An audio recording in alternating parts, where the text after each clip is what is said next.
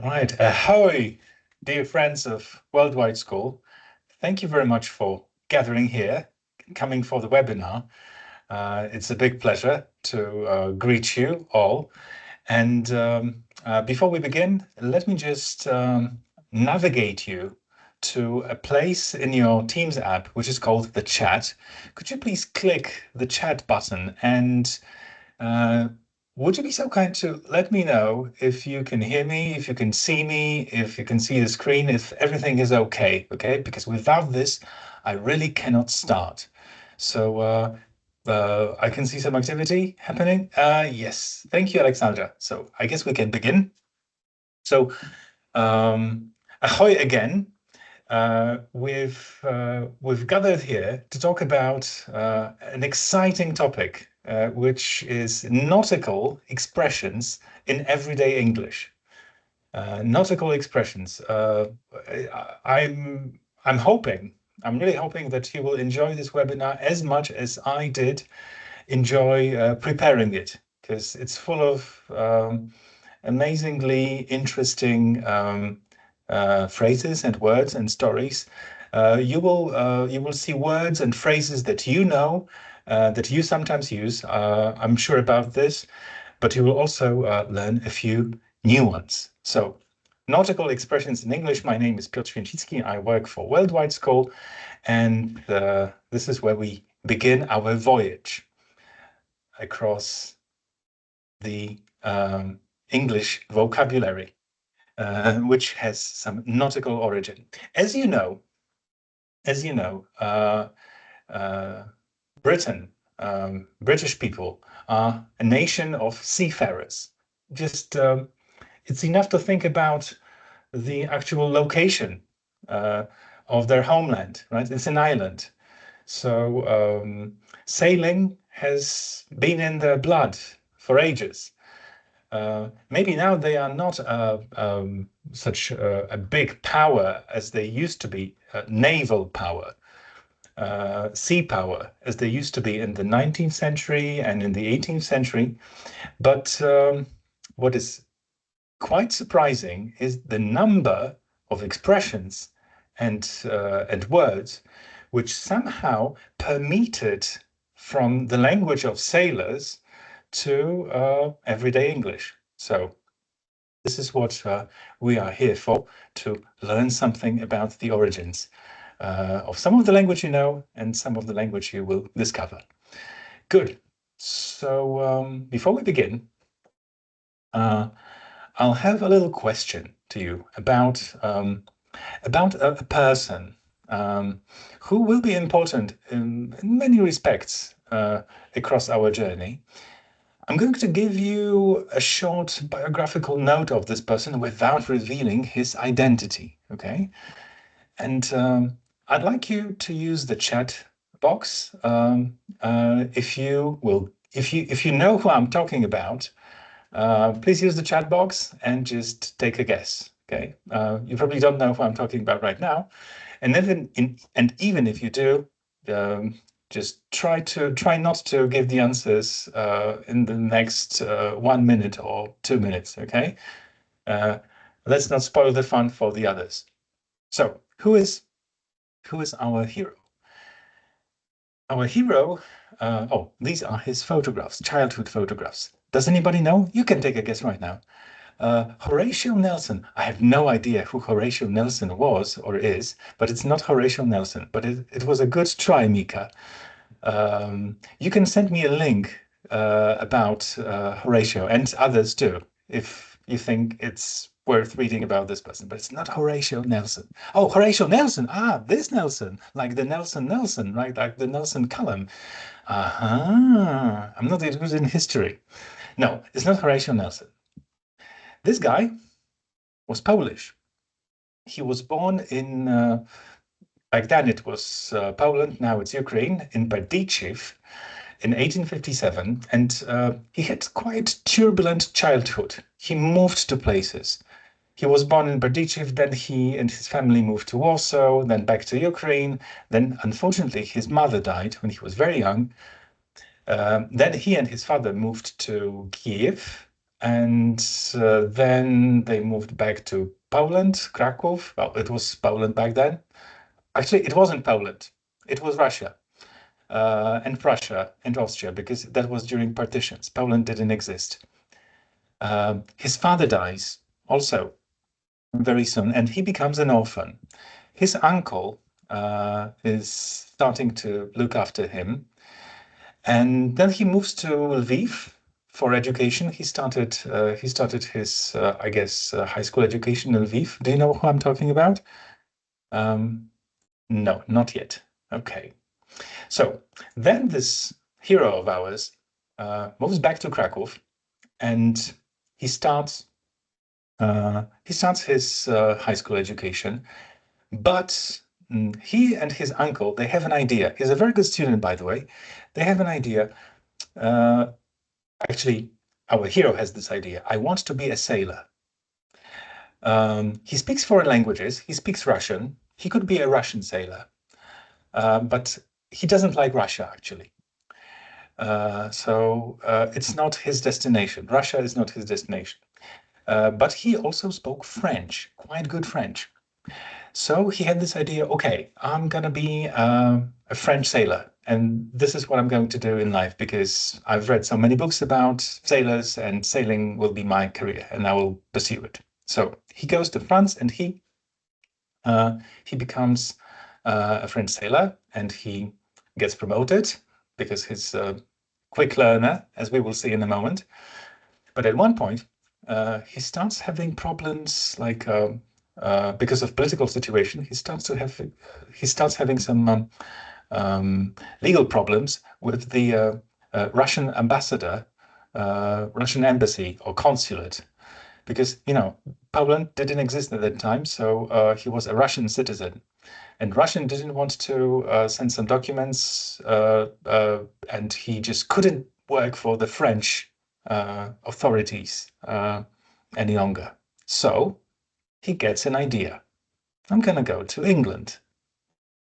So in 1878, at the age of 20, and it's not Eugeniusz Plawski, at the age of 20, but it was a good try, Mika. At the age of 20, he arrives in a little harbour town called Lowesoft in England, and he joins the British Merchant Navy and begins learning English. He had never learned English before. It's his first contact with English. And he learns it by talking to the sailors, British sailors. It's an amazing feat of, education. He gets immersed in.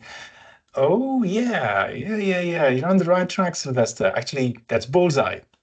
We're talking about Joseph Conrad, right? The Joseph Conrad, who, as you can see, learned English to the point of proficiency within only 4 years or something like that, because in 1980 he passes his second mate exam in English. Second mate is like drugi oficer, and then he passes first mate exam. It's all in English, of course. And then in 1886 he becomes the British citizen. So he is independent right now, and this is more or less what he looked like at that time. Yeah, that's Joseph Conrad, the famous Polish-British writer.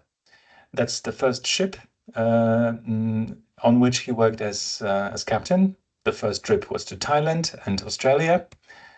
That may be important, but what is important is that in 1889 he started working on his first novel in English, right? I don't know if you know about this, but Conrad wrote only in English. I mean, he wrote also in Polish, but maybe letters. But his novels are all in English, and of course, in many cases, about lives of sailors, and this is why it's really a good idea. If you get interested in what we'll be doing today, I will strongly encourage you to get some Conrad books and brush up your nautical English, because it's a great resource for learning English. Bertrand Russell, the famous British philosopher, and scientist. He spoke to Joseph Conrad or Józef Korzeniowski in 1913, and this is what he said about Conrad's English. My first impression was of a surprise. He spoke English with a very strong foreign accent. At this time, he had already written a few books, and nothing in his behavior in any way suggested the sea. He was an aristocratic Polish gentleman to his fingertips. Um, Specialists in literature say that Conrad's writing style added something new uh, to the British literature. And how on earth did did he manage to learn the language so quickly, so that within a few years, he started writing novels? I think that's going to be his secret. So that's Joseph Conrad, our hero for this webinar. These are his books. Some of them you may have read because some of them were compulsory reading at our high schools, I guess. Collection of his works. Yes, plenty of it, only in English. And that's Joseph. So thank you, Joseph. Thank you for segueing us into our subject, which is the nautical British terminology in modern English. Okay. Are you ready? Because I think I am, to tell you something more about the main topic.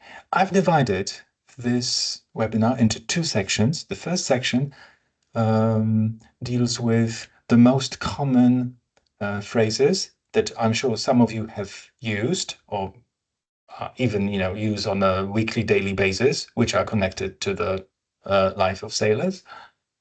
In the second one, there will be some new, maybe more advanced vocabulary, like C1-ish, C2-ish, stuff that you could pick up from the webinar, maybe. And there will be one break for exercises, but short ones. And we'll see, maybe there will be one more test session by the end. Let's see how it goes. With good wins, maybe we'll do 2 sessions of exercises. All right, so this is what we're going to do. I have each expression illustrated with a slide, with a picture on the slide. And what can we see here? We can see some sailors working on the deck, stormy weather, right? And the first expression is, all hands on deck. It sounds familiar, right? All hands on deck. So what's the nautical origin of this phrase? Of course, it's a command, sometimes of the captain, sometimes of the first or second mate. Command on ships requiring all crew members to come to the deck and help in emergency or important task, right? All hands on deck. Now, in modern meaning, it means more or less the same. Like everyone needs to contribute to a task. We have a difficult situation at the office. So guys, all hands on deck. I need you to do some work right here, right now. With the deadline approaching, it's all hands on deck to finish the project. So that's the phrase number 1, all hands on deck. Phrase number 2. Okay, we have a ship here in some specific surrounding, right? There's a lot of ice there because this ship is an icebreaker. To break the ice, the origin, ships would break the ice to create a passage for others. That makes sense, especially in the North Sea, right? Where there used to live, lots of whales and seals. The modern meaning, as you clearly know, initiate conversation in the social setting. So he told the joke to break the ice. So break the ice, yes, it comes back to the nautical time of the English language, so to speak. Yes, break the ice. Now, blue flag. Yeah, it's a blue flag. Why were blue flags used on ships? In what circumstances? As it turns out, a ship would fly a blue flag, or sailors would paint blue line on the hull of the ship when a captain or senior officer died. Okay, so the captain dies. We just put out a blue flag or paint something in blue. This is why the modern meaning of feeling blue is feeling sad or down. This is the origin. So I've been feeling blue for a couple of days. Blue flag, captain died. Yeah, that's exciting, but there are more exciting things to come. Okay, so what do we see here? It's a sail, right? And we've got a boom here attached to the mast. Oh, footloose, right? Footloose. You know this. You know this word. The name of the film, right? Okay, but before the film was made, this word was used by sailors. What does it mean? It referred to, or actually still refers to the bottom of a sail, right? You've got the sail that is free, not secured to the boom. The boom is this beam to which you can secure it. So footloose sail, right? What does it mean? To be free, to do as you please, right? Just like this, loose sail swaying on the wind, footloose. And why foot? Because of this beam, because of the boom, right? It is not attached to the boom. Now that he's retired, he's completely footloose. Okay, so that's that. Okay, that's a difficult situation for the captain and the crew. Something happened here, right? This vessel is hard and fast. What does it mean? It means that it's stuck on land, and this is a situation. Why hard? Because it's hard in the ground, and fast meaning fixed. You cannot move it. So modern meaning of hard and fast, for example, hard and fast rules, strict, unchangeable rules or conditions. Example, there are no hard and fast rules for parenting or, I don't know, managing people, something like that. Or maybe or you could use it in a different way. There are some hard and fast rules of working for this company. Hard and fast, like a ship that is stuck on land. Okay. It's kind of a notebook or a kind of a book lying there on the table. It's the captain's table, by the way. And it's a logbook. So if we think about words such as logs, logging, logging in, logging out, vlogs and blogs and stuff like that, they all come back to this root. A book which was used to record a ship's speed, distance traveled, etc. by the captain. And now it's just a record of activities. So yes, the good old log or logging in comes back to this point in the history of our endeavors on seas. Actually, British endeavors, not ours, unless you're British. This man in the picture, who is this man? Actually, I'm not sure about the accuracy of this particular image, but I wanted to show you the first or the second mate. Right? You remember Conrad passed his exam for first, second mate, and then first mate. So mate could refer to two things: ship's officer, or it could be also one of the companions, another sailor. Mate. Of course, you know the word mate, like hi mate, or let's go grab a drink, mate. That kind of British, word for pal in American English. But workmate, housemate, classmate, they all start here. Mate. That's a nice piece of deck, don't you think? Very nice vessel. And the phrase is on board. Seems to be quite, the meaning is evident, like onboarding, welcome on board, etc., etc. Yeah, this is quite obvious, isn't it? Right? But it has a nautical origin. I had to show it to you. It refers to being physically on a ship. So this particular phrase, on board, you can use it in a specific way, actually, as agreeing to participate in something. So everyone's on board with the new project. Is everyone on board? Does everyone agree, right? So on board, to be on board is like to agree to participate in something. Okay? Yeah, nothing complicated, but useful. Right. Those of you who have had some experience in sailing may know what is happening in this diagram, right? We can see the direction of the wind and the yacht turning, right? And there are some interesting words here. Port tack and port tack and starboard tack. What is tack in Polish? I'll tell you, because this is something you may not know. Actually, even in Polish, you may not know the word in Polish. When I learned it during my course for sailors, I didn't actually. I wasn't for sure. It wasn't evident for me what it means. The word is hals, right? It's like a wind. So why am I talking about this? Because we have a phrase in English, to be on the right track.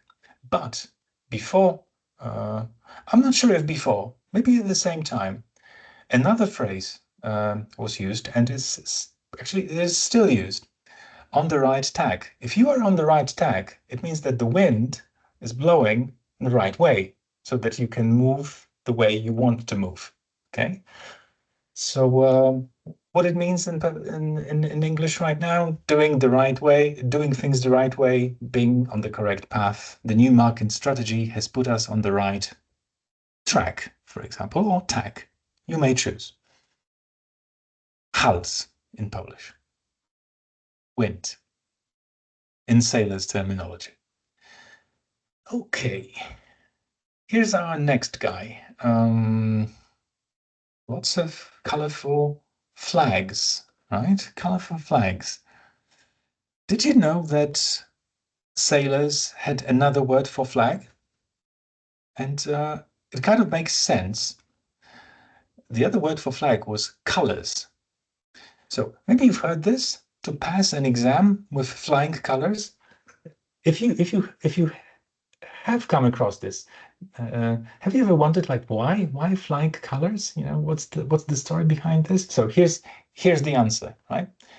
Flying colors. It refers to ships sailing into port with their flags flying those colors to show that they were victorious in battle. You know, in these days, 19th century, 18th century, there was no wire, no CB radio, no cell phones, of course. So the only way they could, indicate that the battle was victorious was this, just putting up some flags. So modern meaning, succeed easily or with distinction. She passed the exam with flying colors. This is why. All right. Something is happening here, right? It's this yacht is not stable. It's not a bad situation, as I can see, but it could be worse, right? Um, maybe what is happening is because people are in the wrong places. Maybe someone is rocking the boat, right? So, rocking the boat. It refers to causing instability in a boat, and the modern meaning, as you probably know, is to cause trouble or to disrupt the status quo. Okay, so this guy is rocking the boat. Yeah, maybe we should talk to him. He shouldn't be doing this. Don't rock the boat by bringing up controversial topics to the meeting. Yeah, rocking the boat. Quite obvious. There will be two pictures here. One of that ship on the left. But there's something wrong with that ship. I cannot see any colors. Can you see any colors here? Flags, right? No colors. Maybe because It's a pirate ship. Hmm. So the phrase we are looking at is show one's true colors. What did it mean? Well, it referred to a ship revealing its true flag or national identity after initially hiding it, disguising it. Okay, so can you imagine this situation? There's a ship coming in to your harbor, but it has no flags, right? It has no colors. But suddenly, like, I don't know, 20 minutes before it sails into the harbor, they put up the pirate flag or some other flag and they show their true colors. The modern meaning is to reveal one's true character or intentions. He showed his true colors when he refused to help. This is when he showed his true colors. Flags. Okay. This this likable gentleman is brewing something or cooking something. He's probably working in the under the deck in the kitchen. Why are we looking at him? Because there's another phrase which I'm sure you know this one, slush fund, which in Polish is what, fundusz łapówkowy? Yeah, something like that. What's the origin? What's the origin of slush fund? So it refers to money saved by selling fat.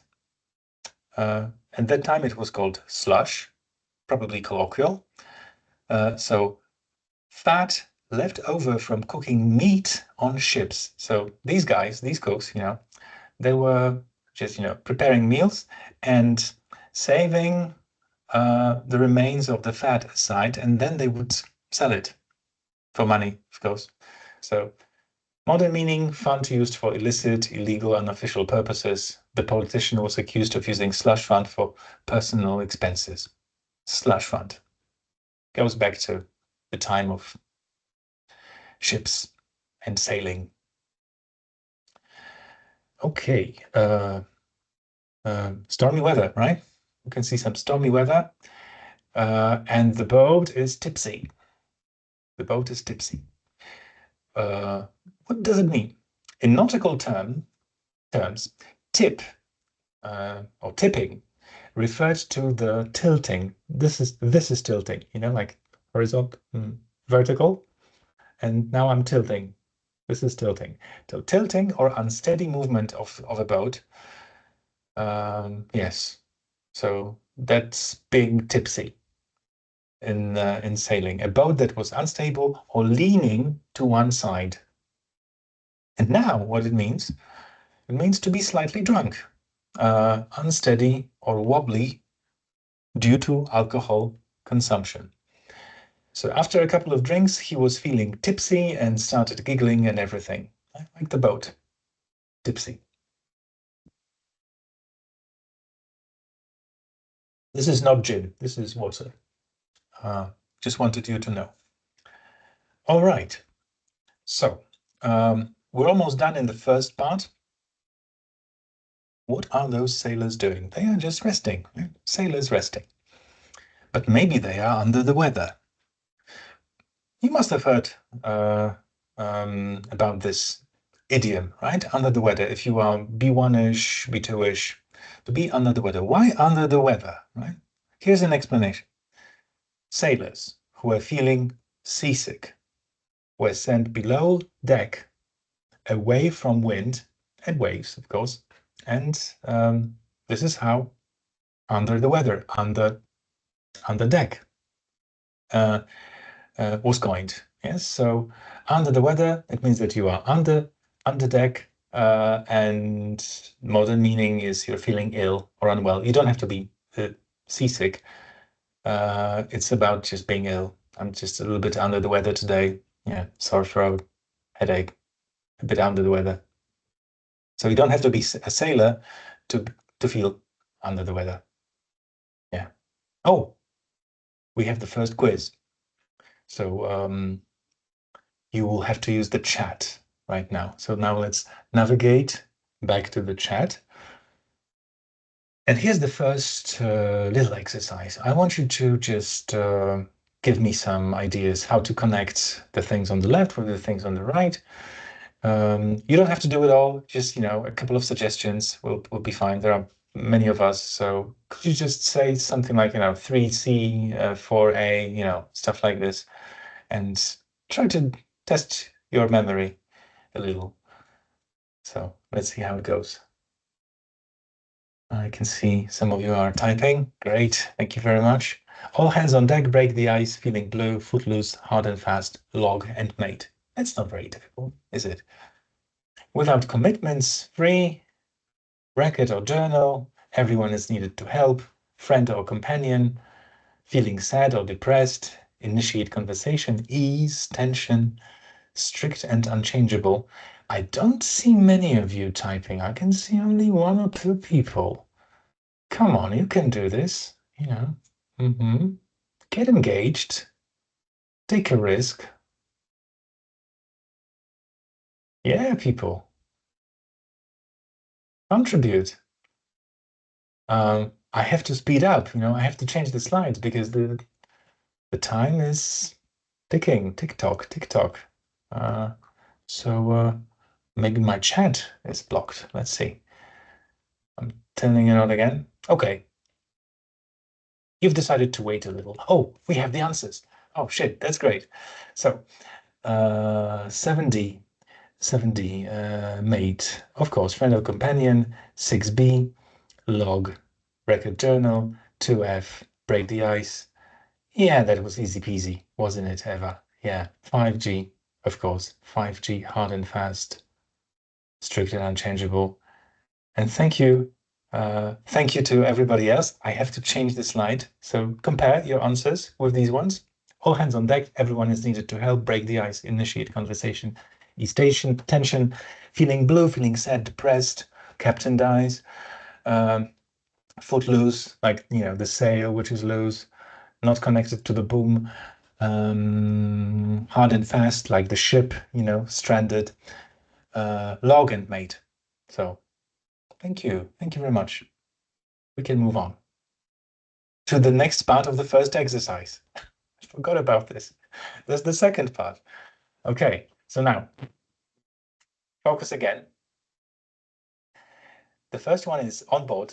So it's number 8, 9, 10 until 12, 15, sorry.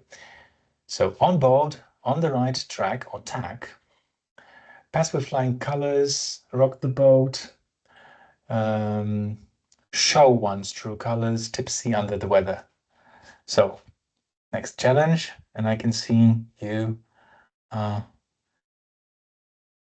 thinking hard. You know what? You don't have to give all of them in one line. You can just, try to give me like, single match. But I'm gonna wait a little. So what are the possibilities? Cause and to cause trouble, disrupt things. 14C, okay. 14C. Tipsy, yes, like the boat is tipsy. 810, 8D.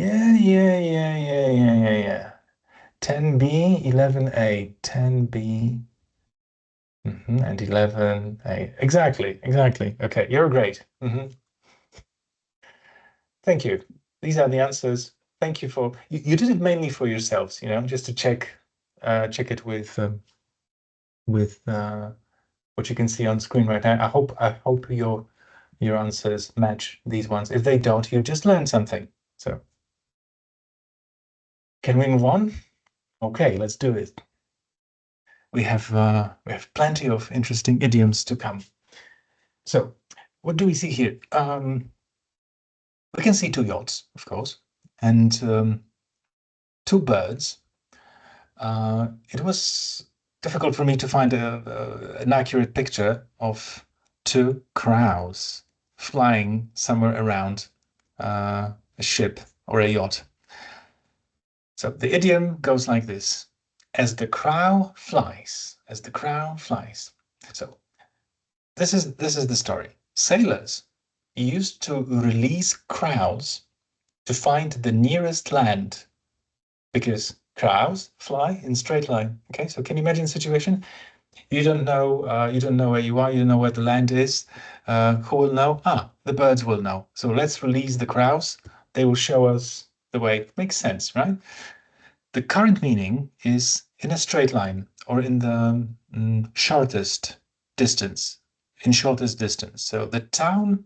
So you're giving directions to someone. The town is 10 miles as the crow flies. So you can even, make this gesture as the crow flies. That's interesting, mildly interesting, could be useful. Ah, there's one more thing. This installation on the top of the mast, of the highest mast, you know what it's called in Polish. There's also a bird involved, but it was also called crow's nest. And I think they kept this cage with the birds over there. So yeah, makes sense. All right. What about this one? Ah, this is interesting. Slightly complicated, but not very. We have this phrase, by and large, which in modern English means, generally speaking, on the whole. Let's look at the modern example first, okay? By and large, the project was a success, despite a few challenges, by and large, in general.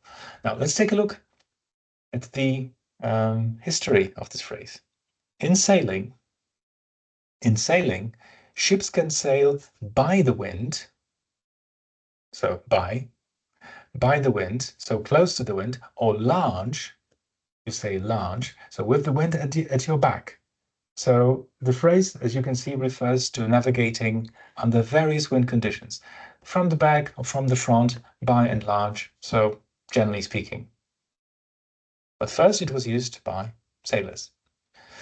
Okay, where are we now? It looks like the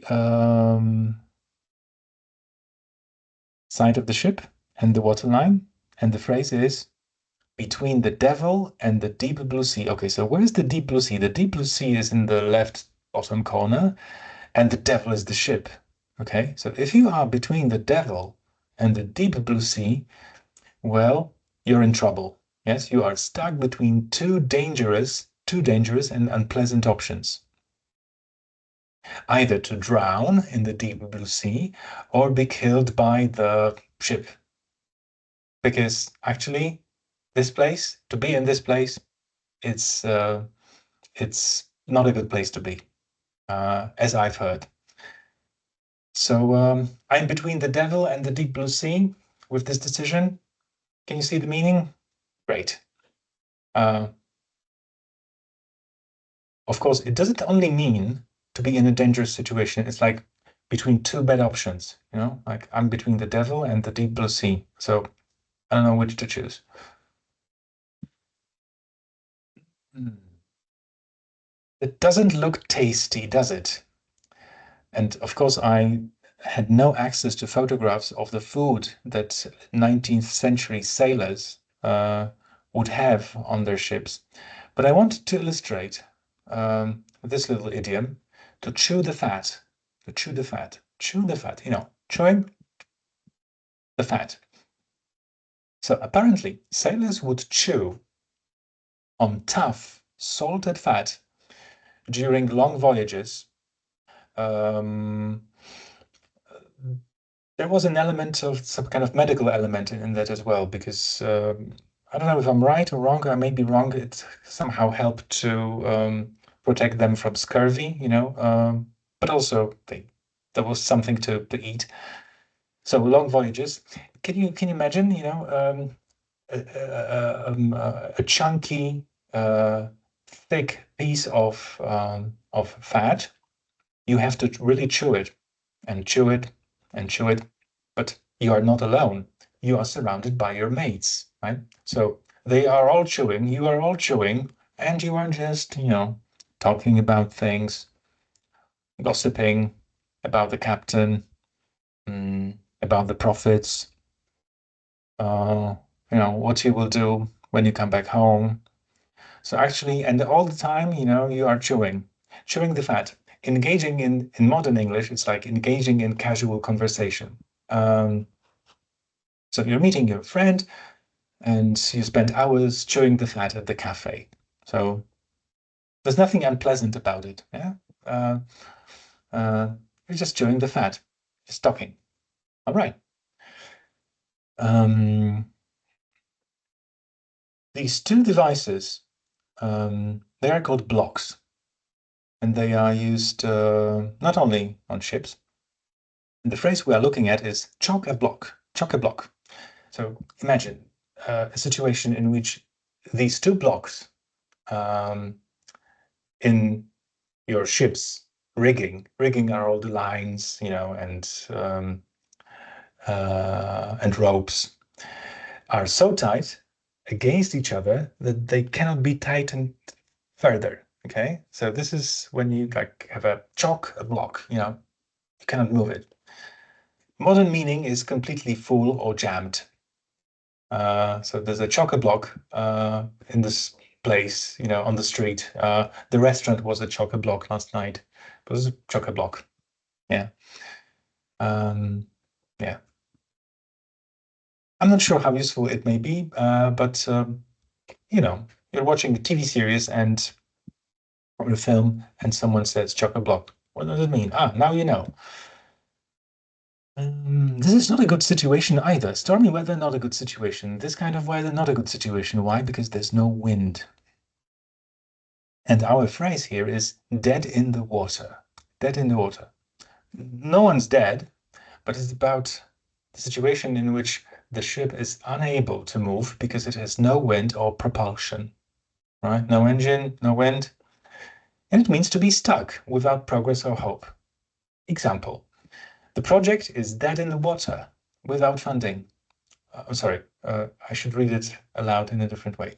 The project is dead in the water without funding. The project is, with the stress on dead in the water, the project is dead in the water without funding. So we need someone who will, give us money because otherwise it's dead in the water. Yeah, good. Let's move on. Now, what do we see here? We see fathoms. What are fathoms? 1 fathom is 1, 2, 3, 4, 5, 6 feet. This is a unit of measurement. Actually, it was a unit of measurement. So this is how sailors measured the depth. And as a verb, to fathom, it was used to, just measuring the depth of the sea. How deep is the seabed? Okay. Now, fathom as a verb is used to mean understand something. So you understand how deep you are, or how deep the sea bottom is actually. I can't fathom why they made this decision, right? I don't understand. I cannot fathom why they made this decision. All right, good to know, really. It's quite common. What is this horrible place? It's full of flotsam and jetsam. Okay, flotsam and jetsam. Nautical origin. Flotsam is wreckage floating on water. So, some piece of a ship maybe, or some rescue boat or something. It's floating on water. And the jetsam are some goods deliberately thrown overboard, all the rubbish, for example. So this is what sailors call such things: flotsam or jetsam.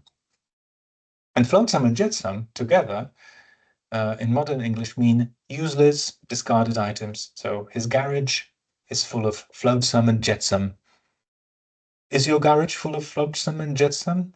Is one of your drawers full of flotsam and jetsam? Think about it. Many of my drawers are full of flotsam and jetsam. Okay.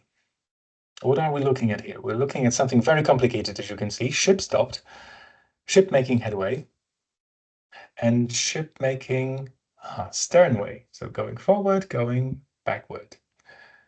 Forwards and backwards. What is the phrase? Headway. Apparently refers to the forward movement of a ship, and headway is another word for progress, right? So we are finally making headway, just like a ship, a vessel, can be making headway, like the old course book. Maybe you remember this one. Many of you made headway because of this headway course book, maybe. Okay, another nasty situation. Uh, what has happened here? This ship, this boat, is high and dry.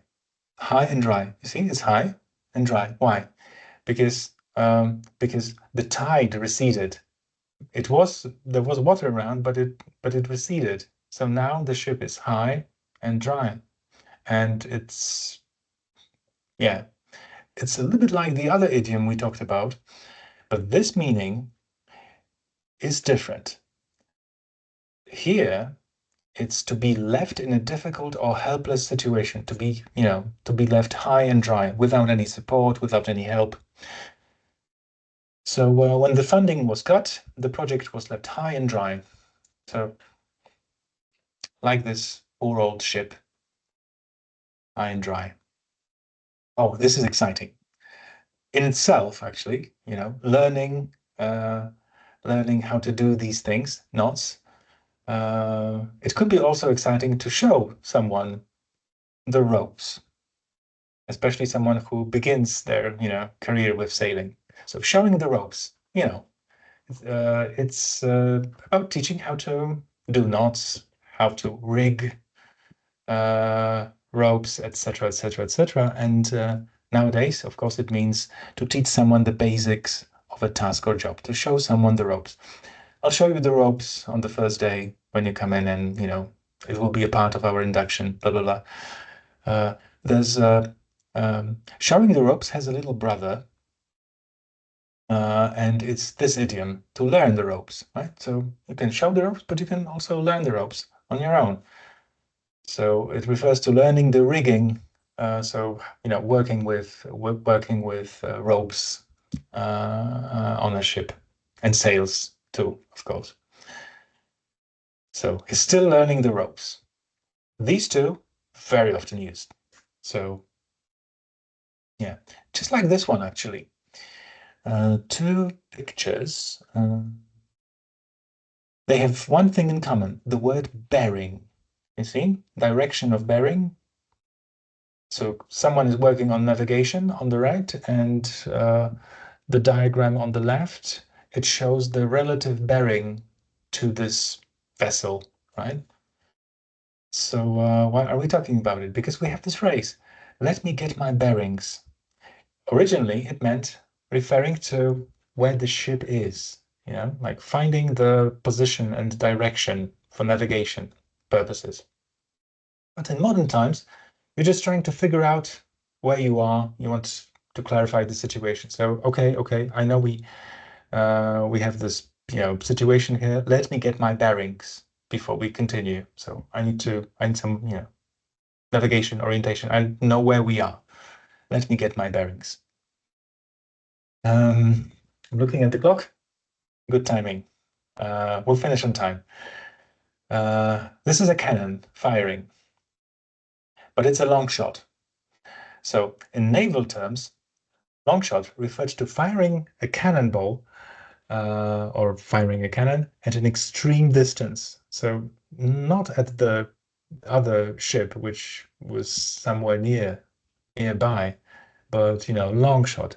The modern meaning, unlikely, difficult attempt. So winning the lottery is a long shot, but I'll still buy a ticket. A long shot. Cannonballs. Firing. Pirates. Yeah. Sometimes sailors misbehaved, and they had to be punished, as you can see on the slide in here. In the picture, we can see one of the sailors punishing another sailor, and there are four others waiting in line, I guess. Okay, interesting.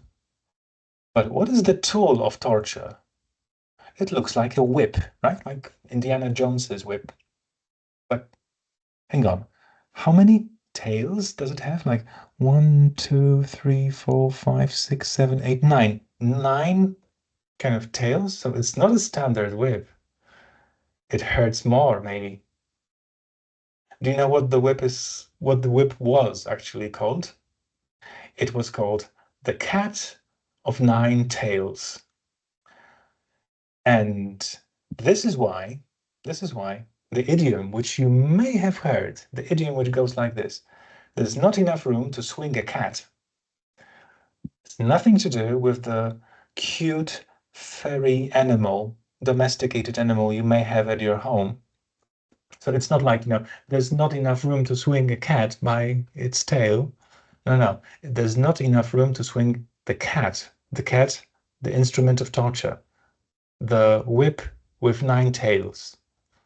The modern meaning is, as you can see, a very small space. So there's in this room, it's not enough. There isn't enough room here to swing a cat. So maybe I can work here, but you cannot. We cannot sleep here. If you decide to visit me, I will not accommodate you in this room because it's not enough room to swing a cat. Okay, long story, but interesting. What did you agree? Oh my God, another torture. What did this poor guy do? And hang on, he is resting on a barrel. Okay, over a barrel. That's the idiom. Over the barrel. It refers to the position sailors were placed to be flogged, over the barrel. The current meaning is being in a vulnerable, powerless position. That makes sense, doesn't it? So with those debts, the bank has him over the barrel. So he's basically beep. Okay. Be over the barrel.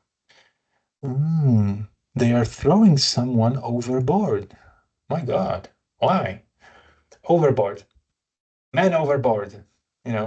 That's one of the cries that requires quick attention and help. Man overboard, overboard. It, of course, refers to falling off or being thrown off a ship. But the modern meaning is to do something excessively or go too far, right? Just going too far. So he went overboard with the decorations for the party, like so many balloons, too many, right? He went overboard. Or when talking to her boss, she went really overboard. Yeah, makes sense, doesn't it? Good. This guy, what is he holding in his mouth? Looks like a pipe, but it's actually a whistle. Because I don't know if you know, but sailors' whistles, they are different. They're kind of longer and they have this specific sound, right? So pipe down. What it meant was it was a signal on a ship, often using this pipe or whistle, to tell sailors to go below deck, or to be quiet.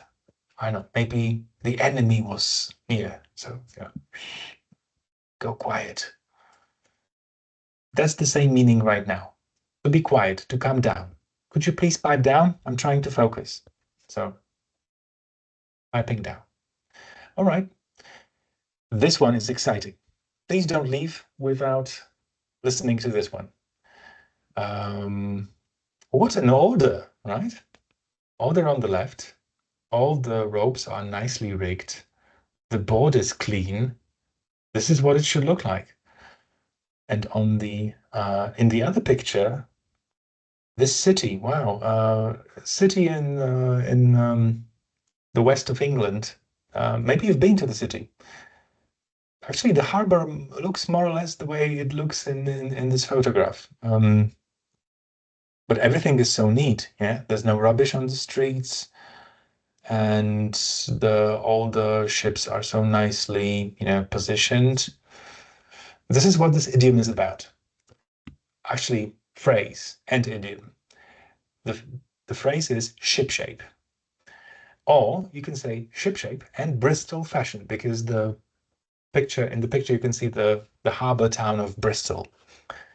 So it used to refer to everything on a ship being orderly and in proper condition. So everything was shipshape. neat, tidy, and in good order. And the phrase has retained this meaning. Have a look at these examples. His apartment is always is always shipshape and spotless. To be shipshape means more or less the same as spotless. When I come back, I want to see the room shipshape and Bristol fashion. Strange, but this is how it's used. Shipshape and Bristol fashion.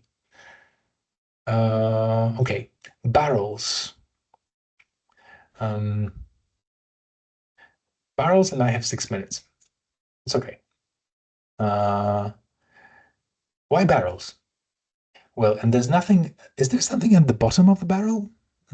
Maybe. Maybe I'll just try to scrape a little of this food from the bottom of the barrel. It's not very good. Maybe it's off, but at least there is something there.